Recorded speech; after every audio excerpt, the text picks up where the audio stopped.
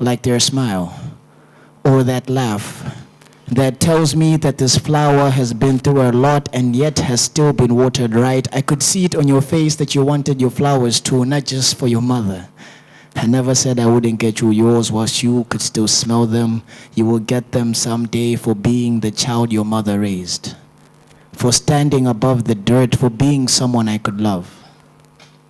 I forgot to mention that you would get your flowers too, a batch of daffodils for the hills that you stand on, some sunflowers for the yellow you bring to those around you, a rose for being the prettiest among the thorns, a rose for rising above the dirt, another rose because love is my favorite cliche, some lilies because you actually like those, and they remind you of home. And somehow you must be reminded that you feel like home and that you are liked too. And I know, as much as anyone knows these things that we think we know, I know that you like me too. Well, at least I hope so. Well, at least you like me enough to continue to pour yourself into me. And I hope that I have drunk from your cup as well as you deserve, spilling nothing, leaving nothing precious to touch the flow. I hope I made each drop count. I hope you know there is more for you to give. And I could drink from your cup till the day the deserts figure out how to make snow fall and the sky could fall and we would continue to still have this bond. And even if we continue to take shots of tequila, I would still stumble and fall drunk off of you because you are the potion the ancestors warned my grandmother about. After all, how do you explain my need to buy your mother flowers for raising you so well? It must be a spell your kindness cast on me, your desire to always bring something when you visit my home, when the only thing I truly need is you.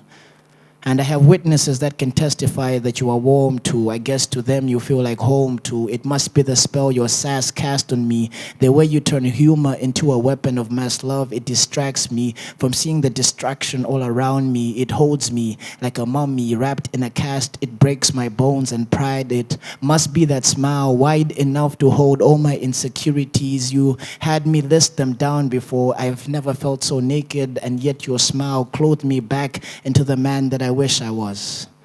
And it told me that it's okay. After all, flowers were made to hide our shame with beauty. So I hope to buy your mother flowers someday for raising such a beautiful child. Thank you. Just overworking and doing nothing but work. So I've been drinking a lot of coffee. So this poem is partly about coffee, partly about love, partly about just existing. I drink a lot of coffee. Partly it's because I am a workaholic, and so I need the coffee to keep me up. Partly it's because I need to bury myself in work so I don't have to think about my life or my problems or you. Detachment and denial will be the death of me. But at least I will be buried in self and work and not in my problems 6 feet deep. I drink a lot of coffee.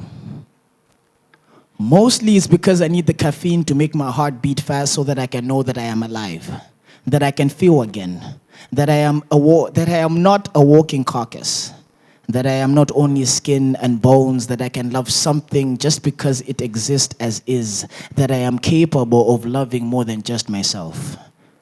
I bleed Jack Daniels these days. I know I'm not depressed mainly because it's not Jameson oozing out of me.